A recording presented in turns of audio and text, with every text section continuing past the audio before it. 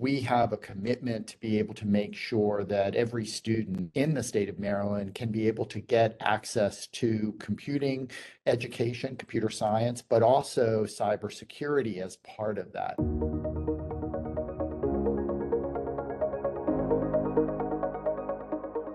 Today, we are exploring Maryland's innovative approach to cybersecurity education. Through their adoption of the U.S. Cyber Range platform, we are joined by two leaders who have been instrumental in this initiative.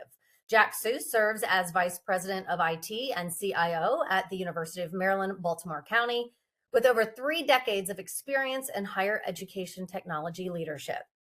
Jack has been a key figure in Maryland's cybersecurity education landscape.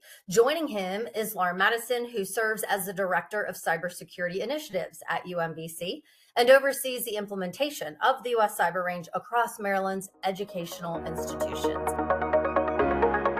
Welcome and thank you for listening in. I'm Becky Freemal, and this is Next Gen Cyber, the future of cybersecurity, a podcast of the U.S. Cyber Range, where we explore cutting-edge trends, emerging technologies, and the future of cybersecurity careers, featuring thought leaders, researchers, and educators from across the field.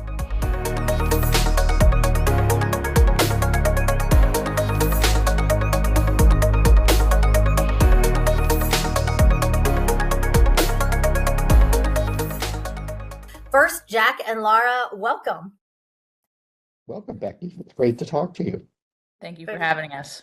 Absolutely. I know I just gave our listeners a quick kind of high level, gave them some titles, but I would love, Laura, if you want to go first, just talking about your position and your role in bringing the Cyber Range platform into Maryland. Sure. So I come from. We have a commitment to be able to make sure that every student in the state of Maryland can be able to get access to computing education, computer science, but also cybersecurity as part of that.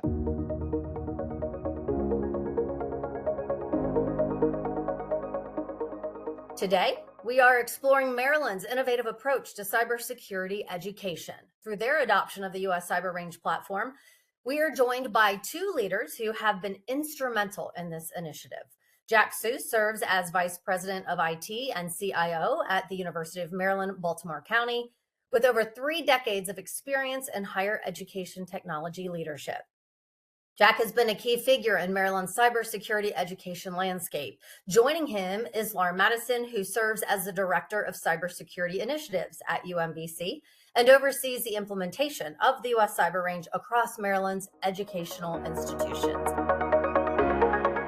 Welcome and thank you for listening in. I'm Becky Freemal, and this is Next Gen Cyber, the future of cybersecurity, a podcast of the U.S. Cyber Range, where we explore cutting-edge trends, emerging technologies, and the future of cybersecurity careers, featuring thought leaders, researchers, and educators from across the field.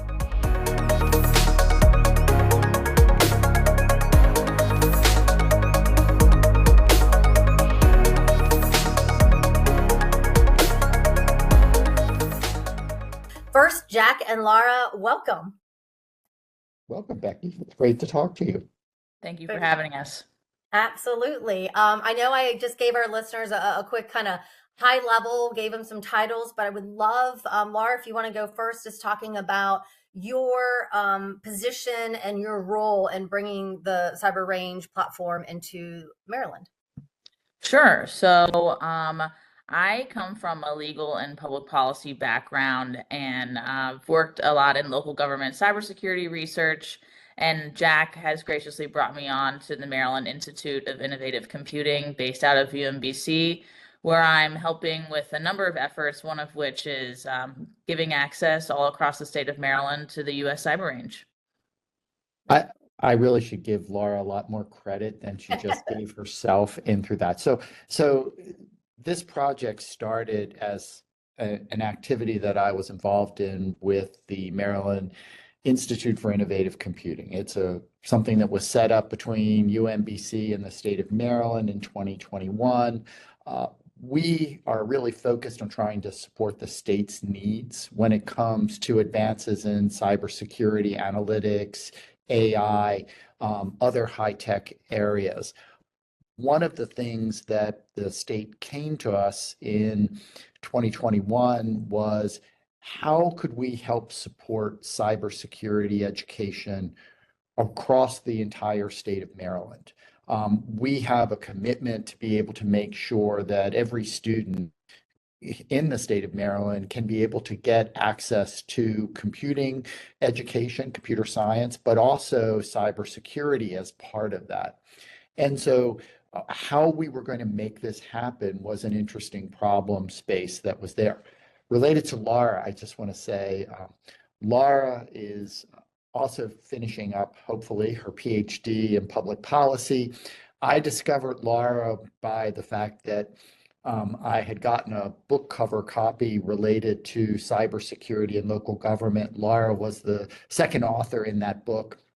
And I invited her to come in, and immediately I was just struck by Laura was an amazing resource, and I invited her to join the Division of IT as a grad student. So she's been a PhD student working for us full time for the last 2 years, and has just been incredibly instrumental in making all of this happen. So the kudos to, and I'm hoping that when she finishes her PhD, she continues to stay here at UMBC, hopefully in working in this project.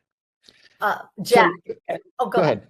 No, well, I kind of flows with what you were going to just maybe potentially say. I don't want to cut you off, but you were instrumental, as you just brought up, in bringing the U.S. Cyber Range to Maryland. Kind of in flow with that, what were those key factors for you that influenced your decision to partner with Virginia Tech and specifically the U.S. Cyber Range, opposed to, say, building your own platform and saying, I got this, I'm just going to do this myself? It's interesting because originally the state was thinking that we would build our own platform. And one of the first things that I did is within the University of Maryland system, UMBC about 2017, 2016 had started a major initiative for broadening CS education across students in the state. And there's a website now that's up called CS4MD.com, CS for Maryland.com. And that website really sort of lists a lot of the work that's been done in computer science education. I reached out to Megan Garvin, who's the director for research and assessment there. She had also been a UMBC employee. She was heavily involved in some of the work that we were doing here at UMBC. And so in talking to Megan, the first question was, what would work best? She's working with instructors. She understood the landscape. And what we learned very quickly was that Maryland had adopted a curriculum that was based on Teach Cyber. And one of the important things that I think, as states and others might be thinking about trying to copy the Maryland way of trying to do this is Megan and her team worked very closely with the State Department of Education. They ended up coming up with defined curriculum for cybersecurity so that, we don't have cybersecurity education in one county considerably different than others. And once we learned that curriculum, Teach Cyber, was available off of the Virginia Tech Cyber Range, that really made the decision much easier for me. I went back to the team at the governor's office, and in some ways, it's always nice to have a really big supercomputer or hardware setup where someone can come and cut a ribbon. But what I said is if we went with using the Virginia Tech Cyber Range, we could be up and running within 6 months. And if we tried to do this ourselves, we probably couldn't be up and running for close to 18 months because we'd have to be writing a lot of code, we'd have to be designing this, and then figuring out how to deploy it. And so those activities really sort of lent themselves to taking advantage of something that was there. I also have to say, if I would have had to do this myself, and I had this discussion actually right before Virginia Tech launched the Cyber Range in 2019, I was having a conversation with their CIO, and because I was under pressure to be delivering some cyber range services here on the campus. And I said, I really should be doing this in Amazon. This is crazy to be trying to set it up on campus with our own hardware. How do we scale this? How do we be able to know if we have a lot at one time and then the rest of the time it's not busy? It's perfect for a cloud environment. And so he smiled and said, wait 6 weeks. We're going to be making a big announcement out at the AWS conference in July. And we subsequently have had some follow-on discussions over the years since then. And so it was really part of trying to bring this to the state, bring this to UMBC and the rest of the campuses that led us to this activity. Laura, of course, you have a big role in the implementation. You're overseeing and making sure that, Jack brings it here, but then, to Maryland, but now you've got to actually execute and implement this across a very diverse educational landscape. Talk about who those, I guess you could say, customers are. Is it just higher ed? Is it just K through 12? Is it community college, four-year institutions? And that's a lot. How did you stagger it? Like, talk a little bit about your approach. So we serve all three of those communities, but yes, it was a more of a staggered approach. We began with the K through 12 local education authorities here in the state of Maryland, as well as the community colleges. And we partnered with Montgomery College, which is a community college based out of Montgomery County here. And we worked with them to kind of establish a model agreement of how to, a legal agreement of how do we move forward with this together. And they were an amazing partner and very helpful.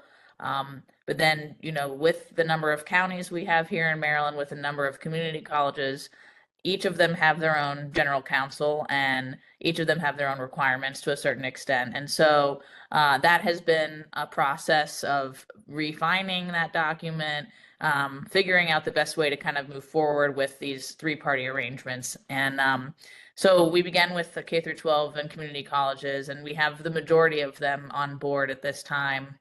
There are a few that we need to convince them a little bit more. I think sometimes they have a hard time believing that we are covering the full cost of this. And so that almost takes some convincing as well.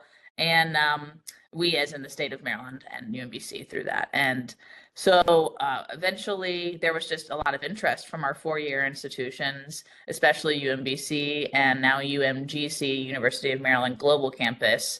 And they're just all really excited to get on board. And so convincing the four-year institutions has been a little bit easier in terms of that. I was going to ask about that, just to kind of follow up if you had any unique challenges with that, and how did you choose? You said there haven't been as much of a challenge with four-year institutions. So how do you say, okay, let's start this way, or do we start with the path of least resistance? And did you get feedback or pushback or we love this from any areas that you didn't expect or did expect? Well, I think Jack can answer this a little bit better about why we chose to go with local education authorities. I think that was just our mission. It was to serve those audiences primarily. Well, and it was also, they had already started teaching classes, but what they had found is they didn't have a good lab environment for students to really be able to do the hands-on work that makes learning real. And so as a result, that was one where we already had instructors who were trying to do this. We had a few counties that were starting to try to figure out, well, how do I set up something? And really the key that we were trying to think about as we talked with the governor's office and others was we had to make this easy for the K through 12 community to be able to implement. There were a few teachers that were already starting to do things, but they were really putting in almost superhuman efforts. They were setting up a lab, downloading software, building certain things up to be able to run this activity. And that's just asking too much of individual teachers if you're going to scale this across the state. And so the idea of being able to have something where you can go into any computer lab, connect in via the web, Your accounts are relatively easily provisioned. They're set up, the curriculum is there. You've been trained on how to use that environment by the state through workshops that we have. All of that sort of work really is part of trying to broaden this so that you don't have to be a superhero to be able to do this, that you can come in and be assigned this and in a month or so get up to speed of how to be able to be doing the cybersecurity teaching for your class. As an educator, I think someone might think, okay, let's talk about the flexibility of this. There must be some sort of agility to this platform because we're talking about K through 12, which could be wildly different than undergrad, which could then be wildly different from graduate level learners. So when you're talking to these instructors, and now that they're actually implementing this platform in their learning and their curriculum, what is the feedback? How did you make sure that educators were able to meet the needs of their students and where they were? So I think that there's a couple of different elements in through that. And I don't think we've done enough yet. I'm going to start with that I think there's more that we can be doing to be leveraging this. And I'll get to why I think that. But in the initial part of the reason where we saw this combination of local education authorities, the K through 12 and community colleges, is because we also have in Maryland an opportunity where many of our students who are in K through 12 can also attend classes at the community college as a co-registration model. And that is allowing them to sort of quickly accelerate, get credits and things like that that could be there. And so beginning to have an opportunity where that foundational course is the same, using a similar kind of curriculum, was something that there was a lot of discussion between K through 12, the community colleges. So that really led to this idea, let's try to standardize. As you start to go on and you want to develop exercises, I think there's been some of that, but I don't think that we're where Virginia is right now. What I'm really excited about and again, I think part of that is you've had 3 or 4 years where you were ahead of us in beginning to roll this out. I really see this as, something where we could be taking much more advantage of in smaller modules. I'll give you an example. So we teach probably 800 freshmen in computer science. Often one of the things that they have to learn is they've never worked in a Unix programming environment. Developing some modules on the Virginia Tech Cyber Range to be able to be teaching them how to leverage and use the Linux environment that's available there, where we've got sort of standalone. That's one of the areas where I'd like to see us start to be moving to, where we can be adding more functionality in and taking advantage, not just in the cyberspace, but in some other technology realms as well. Because while it's a platform that's been designed to teach cybersecurity, it's also having to teach a number of other technology skills. Right, right. And of course, the technology skills, as we know, are rapidly changing. So you need that flexibility moving forward, whatever comes at us in the next 5 minutes. Yeah. I'm already talking to the team there about, Oh, yeah. I see this as an AI component, at some point as well, that, how we roll out AI. The cyber range model is a really interesting one for trying to do it. So I don't know where they are on that, but I'm looking forward to that in the future. Yes, definitely a huge consideration in every walk of life when it comes to AI. Laura, from the administrative perspective, what systems have you put in place to manage and support such a wide network of users? This is not just a one-on-one, like, hey, this one university or high school, let's do the thing. I mean, you've got a lot to orchestrate. So if someone was listening to this and said, this model intrigues me, but it sounds like I might need some Advil. How did you put a system and process in place?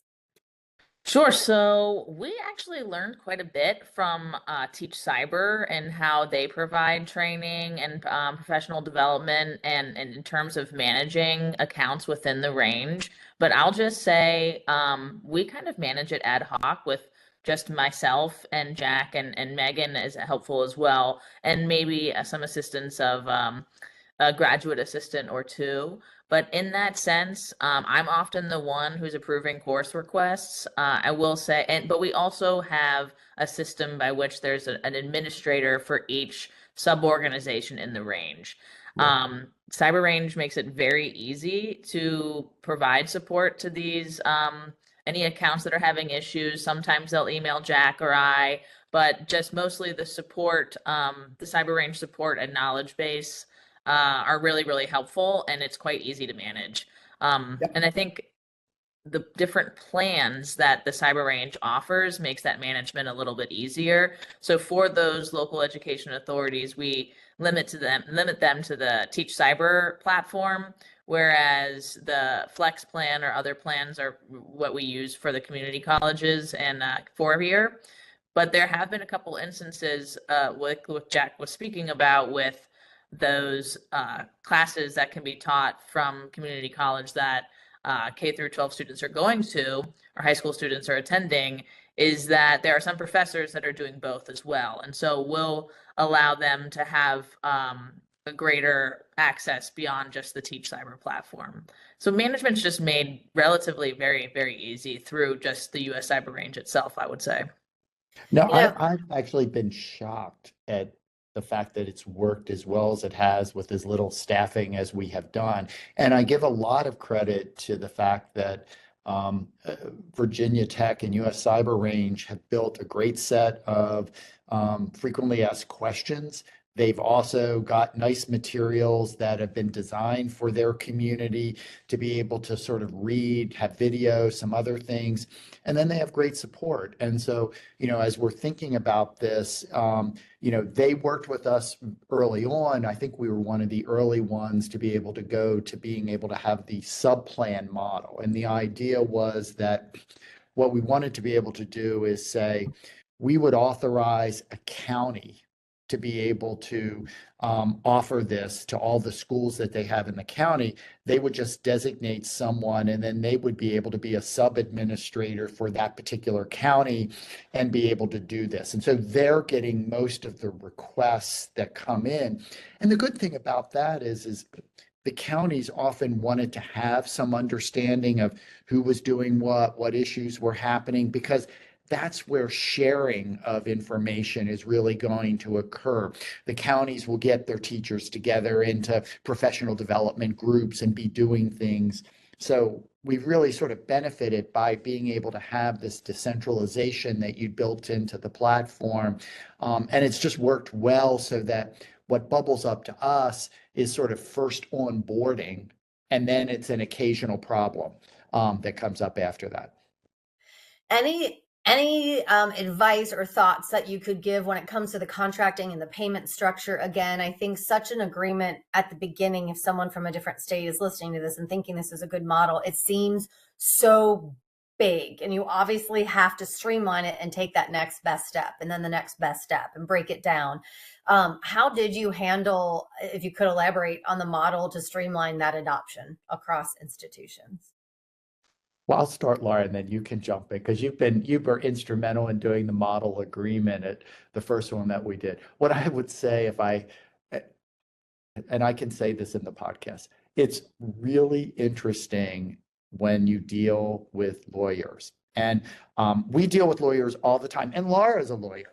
And so we are, I understand that the K through 12 regions, they're thinking of you as software. And because you're a software, you have to be able to say, can you indemnify? How do we know that it meets accessibility, cybersecurity, other related activities that everyone now is requiring as you start to move in with software in the educational settings. And so what we first did was we tried to do something very simple between UMBC and the individual districts.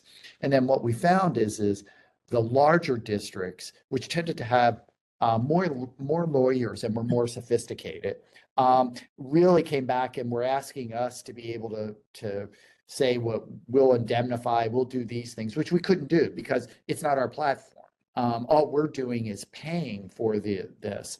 And so then we worked with our legal and with Virginia Tech and the US Cyber Range to be able to have a three-party agreement where it's between Virginia Tech and the local education authority.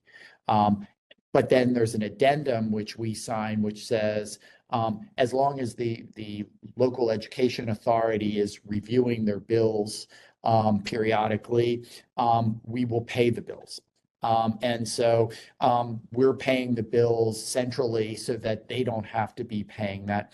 And again, part of the reason we wanted to go to this was we had some schools, teachers were trying to pay for this on their own credit card before we set it up and then get reimbursed. And that just seems wrong to be putting people in through that sort of spot. And so, having a centralized billing mechanism has worked very effectively in terms of being able to minimize a lot of the administrative sort of issues that have occurred. The one thing I would have probably done differently would have been to get a few of the districts that had a little larger legal teams together beforehand and try to develop the model agreement. But we were trying to move very fast. And the funny story in this, I just have to say, is the same county that was the first to adopt it at the community college level, Montgomery County, was one of the later ones to adopt it at the K through 12. It's the same county, two different sets of lawyers. They just weren't prepared to, at the K through 12 level, to sign the agreement until later on when we went to the three-party. Interesting. Laura, do you have anything to add since you were, down and dirty in all this? Yeah, I don't think I could say it any better than that, really. I mean, we put a bunch of lawyers in a room and you don't know what's going to come out, but it is difficult to, you only know what the general counsel of the local education authority is thinking until they tell you. And so, I don't know if I was necessarily aware of the more stringent cybersecurity and accessibility requirements that they were having, given some recent breaches and some legislation that had come down from the state. And so I think that was also a very recent thing. And so trying to make sure everything is as secure as possible. And also, I'll say that not every lawyer is an expert in this type of software or this type of service. And so that explaining that to them is sometimes a little difficult. But I think once they sort of understand what a virtual sandbox environment is, how exactly this is working, it makes a little bit more sense because, they're wondering, what do our IT people have to do in order to incorporate this? It's like, oh, well, nothing, very little, if anything. And so it's just getting people all onto the same page, really. Gotcha. So now we're here, it's getting implemented. You really have done an amazing job getting it into classrooms and students have the hands-on experience taking place. Talk about how it has gone from the perspective just benefiting both your institutions while also benefiting your budget, because everything comes with a cost. So how's it going when it comes to just that implementation? So I guess so one of the interesting things that has happened in Maryland is Maryland has made a very significant commitment to K through 12 education. We've ended up passing a major initiative that will be adding. The Kirwan Commission had done a review of K through 12, and there was a commitment to really putting a lot of new resources, but it's also creating a number of changes, especially in career and technical education. And one of the things that has sort of happened is there's so much happening right now in Maryland. It's been a little harder to get as much uptake on the cyber side because school districts are still trying to understand what the requirements are going to be for career and technical education. Does this fall into that? Is this part of the AP cybersecurity sort of model that's aimed more at college. How is cyber going to be sort of looked at? And so I think there's been a little bit of a slowdown the last year, just as we've been trying to be focused on that. The districts that are up and running have continued to be doing this, but as we've tried to be seeing it be broadened, that's been one thing that is there. The good news is that everyone is committed in the state to moving this forward, because we really believe that what we call the DMV, District, Maryland, Virginia environment is sort of the foci of cybersecurity in the country right now. In Maryland, we have both, NIST and NSA, Cyber Command. Virginia certainly has, CIA, a lot of other activities that are happening with the Pentagon. And so cybersecurity is a big career mechanism that we see for students. And so there is a big commitment for how we're going to evolve this over time. It's just slowed down a little bit in the last year. Laura, do you have anything to add? I don't want to move on to the next. Okay. All right. Here's another question just in regards to that. And that's just about kind of what you just talked about, like that ecosystem. Of course, everybody could operate individually. Everyone could do their own thing. But then oftentimes I think just human nature, then you do tend to operate in that silo. Has this helped by having that top-down approach that Maryland took with building not just centralized education, but also that cybersecurity ecosystem?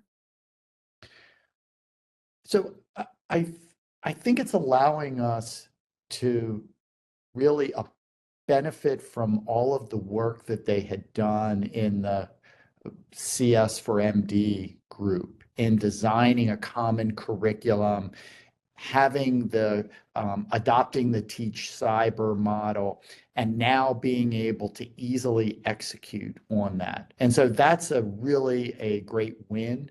And it's been one where it allows us to scale to capabilities that you never could have done if you were trying to build something on your own, because you can never sort of manage the fact that you might have demand of thousands of seats at a particular hour of the day. If you're trying to be building something on your own, you need a cloud service that can sort of bring that to bear for trying to do that. And so I think where I'm really excited about this is thinking about this in the context of how we're doing cybersecurity. But again, I think over the next few years, more and more, this can be a way to be delivering technology skills more broadly across the state, especially in places where they've been issuing devices per student, and a number of our counties and others have been moving to that. And so now that students have that device, they can be taking advantage of the cyber range because it's web-based, and they can be doing things from home even, or other things. And so I see this as being one of those elements that, yes, we focused on cyber. We're going to continue to evolve that, but I also see it potentially opening up opportunities in additional programming and or other areas that are technology based. Laura, give me an idea, give our listeners an idea on the feedback you're getting when you're talking. You said you're sometimes it takes a little bit of an extra oomph to get some people to get on board and say, all right, we'll do it. Is it really free? And all the things that you had mentioned.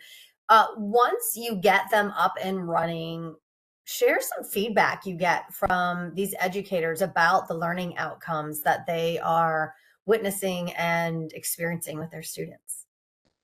I think it depends on which group you're talking about. I think the local education authorities have been really enjoying Teach Cyber. I think that curriculum that comes out of that makes teaching that course that much easier to that population of students.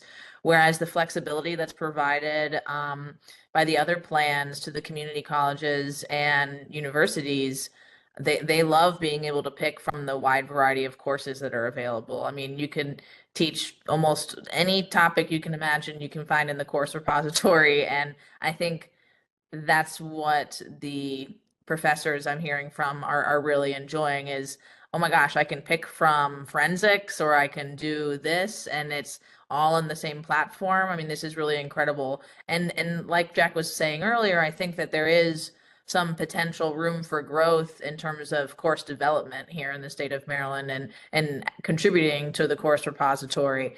I think that there are some people that are very much interested in that and doing that. So that's, I think, a new push that we need to move forward with. We And got definitely, I was going to say we got a really nice note from a someone who teaches at Montgomery Community College, and he is sort of looking to use this to be setting up an environment where he can be teaching data science. And that way he can, one of the challenges with data science is getting students to all be using the same version of software, same libraries, other things, so that you can go through exercises and have standard replicable results. And you're not having students say, well, I got this error, I need this, or I need that. And so he said, this is just fabulous for being able to use it to be teaching a course in data science. And so it really is a very powerful platform for being able to sort of bring technology in a wide range of areas to students. one of the things Laura had mentioned earlier was, some questions like, what do my IT team, my IT staff, what do they have to do? And you're like, oh, virtually, probably not a whole lot. How has it, and Jack, maybe from a CIO's perspective, this might be a question for you, but how has it impacted the technical infrastructure so that you don't have to worry, and these individual schools don't have to be superhuman and do all the things and build the IT? How has it helped that? So I think in the K through 12 and community college space, it has been incredibly powerful. I would also say UMGC is the University of Maryland Global Campus.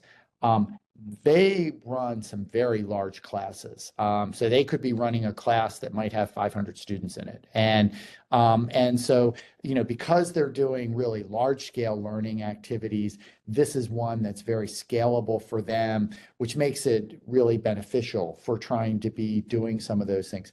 For UMBC, what's been helpful is it allows us to get some things going. We've been using it. I will say we've had to do some separate building of cyber related work at our graduate level. Some of the classes that are deeper technical, we have just still wanted, faculty have wanted to have a little more control over things. So it doesn't solve everything yet, but it has really made a difference in the community colleges, K through 12, and at the introductory levels here in terms of having a platform that scales, is easy for students to use, and just works.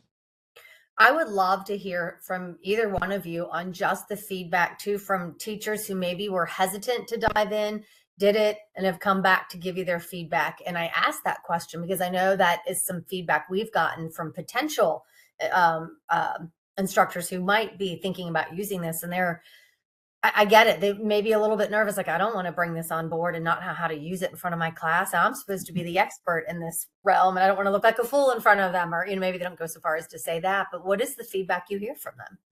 Well, I think really what has been key for us has been the fact that we've had this statewide initiative where they're doing trainings for Teach Cyber, and the fact that it was adopted statewide. So a teacher can go in, they can go through professional training. Usually, I think it's a week-long class or at least 4 days that they have over the summer that faculty, that teachers are going through. And then they really feel comfortable with what they need to be doing, both the curriculum and the few administrative things that they need to be setting up. Usually the instructors will be adding the students to their roster in through this. And so that becomes one of the elements that they're learning how to set up and things like that. But in general, it has gone, very well. But I have to say, we have benefited immensely from the fact that they've got a really robust professional development environment for teaching. If you were going to do this without having a statewide organization, I'd say we would have needed to invest really in making sure we've got someone to be working with the faculty or instructors. Just to add on to that, I think that these teachers that are taking this professional development aren't necessarily always from a cybersecurity background or a computer science background. And so the fact that some of them are coming from music or math or biology or something, and they're teaching this as kind of another class that they're teaching because there aren't necessarily so many teachers with this skill background. They come out of that professional development feeling quite comfortable with the platform and their ability to teach the curriculum, which I think says a lot about the accessibility of Teach Cyber and the benefit that that professional development provides. I agree. I think there'd be much more management involved in the administrative side if there wasn't that professional development or the support that's coming from Teach Cyber in that sense.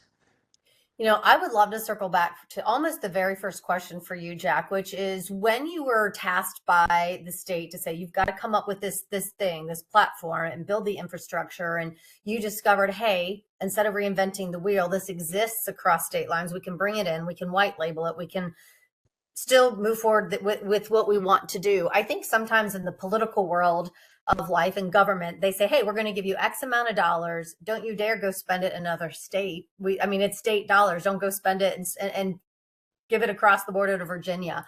How did you overcome that concern? And did you even get that concern?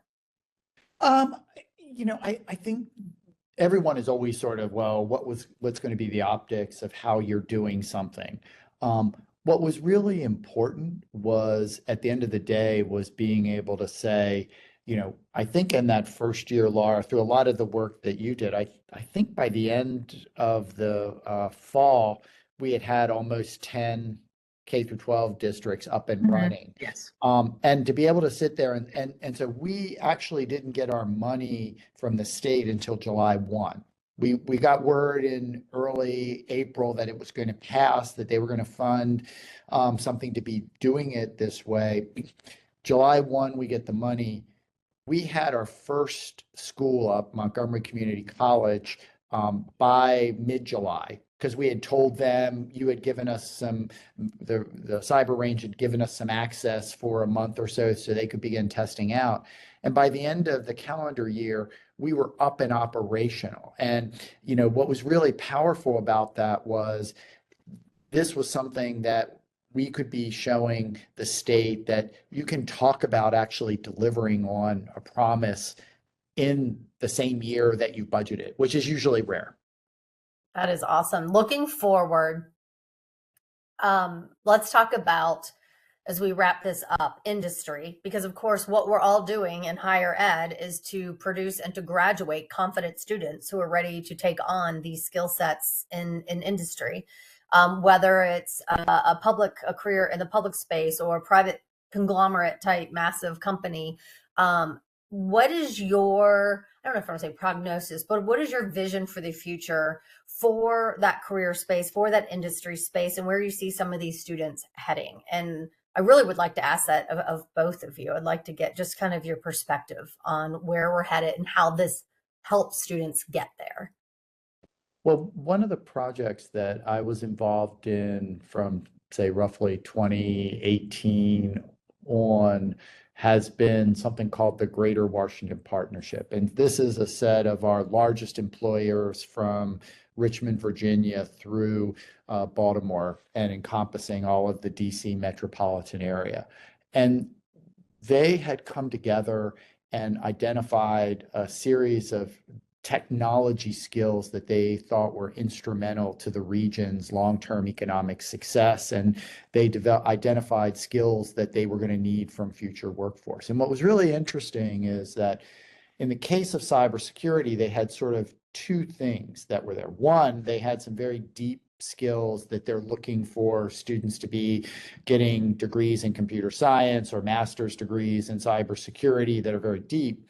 But they also came up with a set of general digital skills that they said they need every student who's going to work at this. You may not be in the technology job, you may be in accounting or marketing or some other place.